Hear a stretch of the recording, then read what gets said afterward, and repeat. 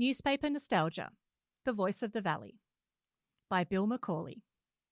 Once upon a time, way back in the 1970s, there were two magic valleys, the Diamond and the Yarra, with many people living there who had an opinion about how their beautiful place could or should be.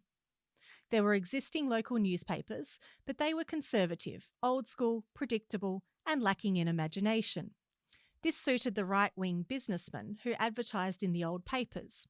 But in the late 70s, the desire for freedom was too great, and so it came to pass that the people would have their say and have their voice.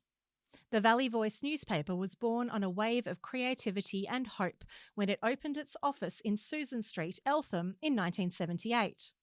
Warrandyte journalists Sean Hanrahan and Bill McAULey both played pivotal roles in producing this new and exciting paper, which circulated through Warrandyte and the Diamond Valley. Sean was the editor and Bill was the chief photographer.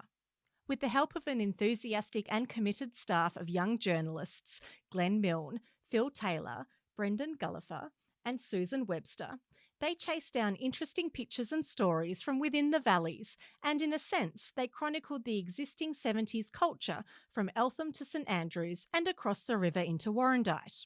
So began 2 exciting years of the Valley Voice's bright and informative influence within the area. Musicians, artists, mud brick builders, artisans, athletes, politicians, and newsmakers were lovingly captured on camera.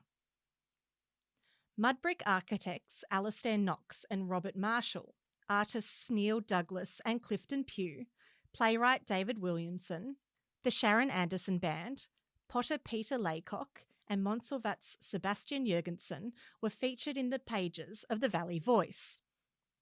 The paper was well received and was a fresh, exciting addition to the area's progressive and arty vibe. The Voice also tackled the issues of the day, the Green Wedge and the intended ring road. Unfortunately, not all stories have a fairy tale ending. Advertising revenues began to drop, and this exciting paper slowly began to fade away. Any business cannot sustain losing money every week, and on November 7, 1979, the Valley Voice printed its final edition, number 71. The Voice's director published a final valet to the Valley Voice within its pages. Death Notice, 7th of November, 1979. This is the last issue of the Valley Voice. We make this announcement with sadness because we believe the Valley will be poorer for our demise. We started 16 months ago full of vitality, great hopes and ideals. We believed that competition was good and that people would respond to the combination of a news magazine approach and the forthright reporting of local events. Many people contributed vast sums of money and great amounts of their time and talent. They were drawn to the concept of a community access newspaper, one which would focus on the real problems facing the Valley and its people. We feel sorry for the traders who have given us their confidence and loyalty, but we are proud of the contribution we have made exposing issues that otherwise might not have seen the light of day. The Voice has been recognised at the highest realms of the profession. It has been praised by members of the Canberra Press Gallery and acclaimed by many of the state's leading journalists, and will be mourned by those who live, work and play in the Valley. To all those who offered their time, money and energy and tried to help the Valley Voice survive, thank you. We were naive. Directors, Valley Voice.